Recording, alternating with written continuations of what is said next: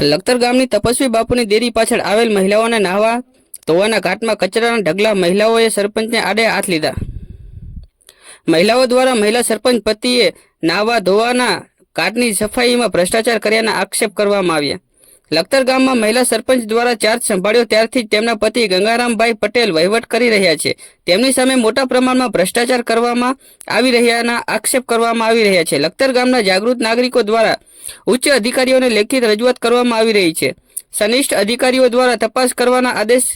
કરે છે, પરંતુ ગામ અને મતદારના ભોગે વ્યક્તિ વિકાસને મહત્વ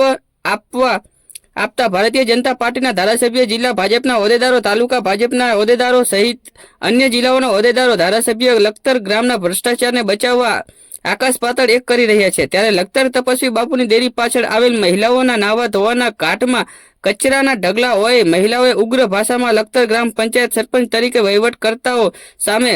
ભારોભાર રોષ વ્યક્ત કરી સરપંચ દ્વારા નાહવા ધોવાના ઘાટની સાફ સફાઈ કરવામાં ભ્રષ્ટાચાર કરવામાં આવ્યો હોવાનો આક્ષેપ કરતા લખતર ગામના સહિત તાલુકામાં ચકચાર મચી જવા પામ્યો। સરપંચ તો આ જોવાના હાસો આરામાં કે કેવી ગંદકી હે ઇમના બૈરા ધોય હારામાં અમારા ગંદકીમાં અમારા બૈરા નથી ઇમના બૈરા છે આવા ગંદકીમાં અમારા બૈરા સોગામાં છોડી નાવા ધોવા આવે હે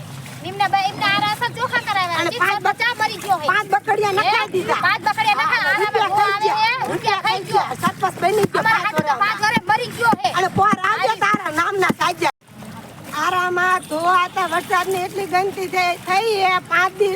બકડિયા ટ્રેક્ટરમાં નાખ્યા હે અત્યારે કોઈ આરામાં જોવાય ના આવતું છોડ્યું જવાન છોડ્યું બૈરા ધોય હાવ ગંદકીમાં બકડિયા પાણી લઈ લઈને બહાર ધોવાઈ જાય કોઈ સરપંચ કે કોઈ પરામાં આરામાં કોઈ જોવા જ ના આવતું કે